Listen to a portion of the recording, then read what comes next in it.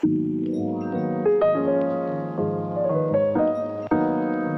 guys, good to see you guys again. And today I'm gonna continue with the topic of credit cards. Hopefully, once you watch my last video, you're obtaining your first credit card. Congratulations! And if you haven't watched that video, I suggest you to watch it to know what to expect before getting your first credit card and what are the steps you have to take. So I'm gonna put a link to that video either below or a little card on one of these sides. So now you have this shiny new card in your hand. You're super excited. You activated it, hopefully. Now I'm gonna go through 10 steps that you have to take now that you have it, and how to protect yourself and how to properly use it, and the things that you need to be aware. And I'm gonna go really quickly. Welcome to SimpleChew. I'm your host Hank. So the first step that you need to take now that you have your first credit card is to, obviously I already said it, is to activate it. Usually it has like a sticker on the front, and you just call that number, and it's like a computer automated, so it's super fast and easy. No heavy lifting. So you call, and once it's activated, you're ready to use it. The second step you should do is to read the terms and conditions of the credit card.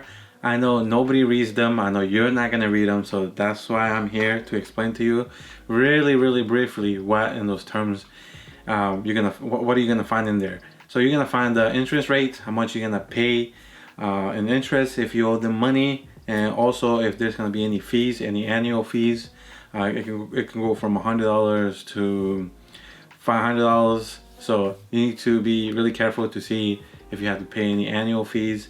And also it's going to talk about the grace period, how long of a period you have before they're going to start charging interest rates once you start swiping that card. Really important stuff, but that's briefly what they are going to be showing. That the third step that you want to find out is what's your credit limit on this credit card. If you're brand new, it's probably going to be from $200 to $500, and if you are intermediate, it could be from $1,000 to $5,000. So it all depends. But the point is that you don't want to go over your limit. Also, you don't want to use your whole credit limit.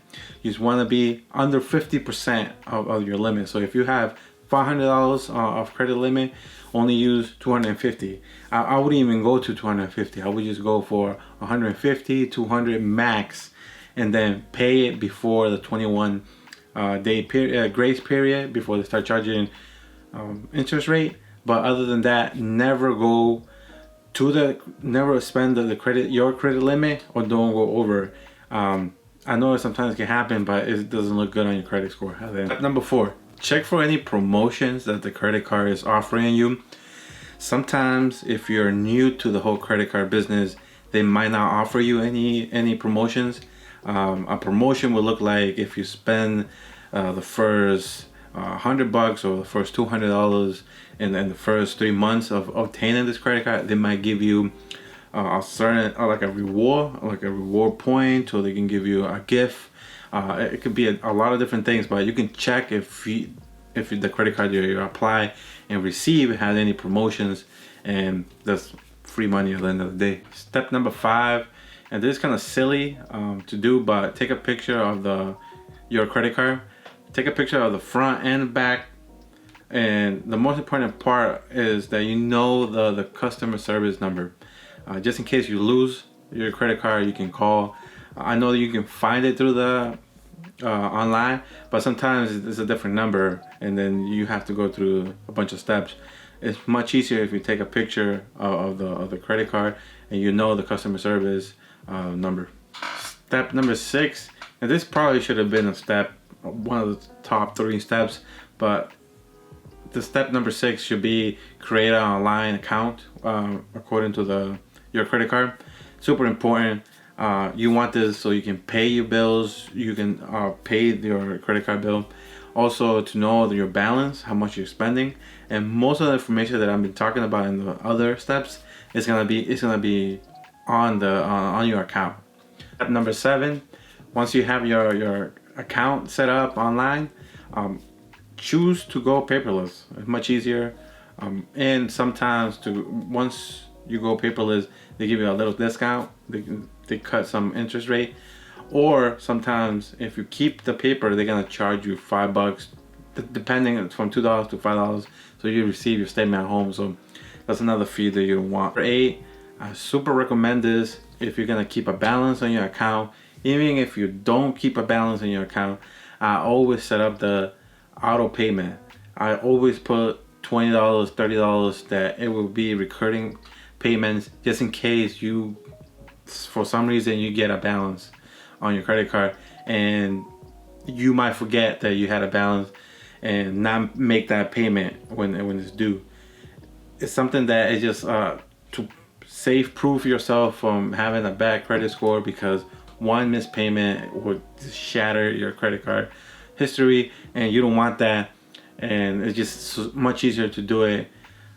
Step number 9, protect your credit card. Have it always with you in your wallet or somewhere that you know it's gonna be safe. Don't keep it in the car. Don't keep it on just loose in the house. Once somebody obtains your credit card or if they steal your credit card, it's much easier to use than a debit card.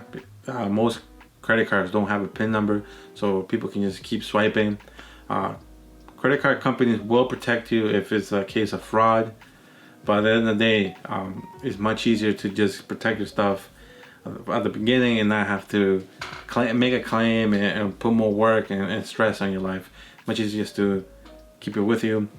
Also, if you're gonna be buying stuff online, I always recommend using the credit card. Just a little tip out there. Don't use a debit card, because if that's connected with your bank account, that's your real money. You don't want to mess around with that. Use somebody else's money, and then if something happens, you can just do that claim and they take the hit. Step number 10 and final one is to use your credit card responsibly. It's super easy to just keep swiping that thing, because it's not your money. You see your bank account, it's not going down, and you don't know where this money is coming from. So it's super easy to get super comfortable using it for everything. You can be using it for groceries, gas, or buying a big TV. So it's super easy to get lost in this world of just free money, you think, but at the end of the day, you're playing yourself, because you have to pay it back, and with high interest if you don't pay on your grace period. So number 10 should be number 1. You have to use it responsibly. And remember, what's the goal of obtaining this credit card? Is to build your credit and hopefully buy bigger things, assets that it's gonna, at the end of the day, make you richer and wealthier. And I think that's the goal at the end of the day. Thank you guys for watching. If you like this video, share it with one friend. Stay tuned for the next videos.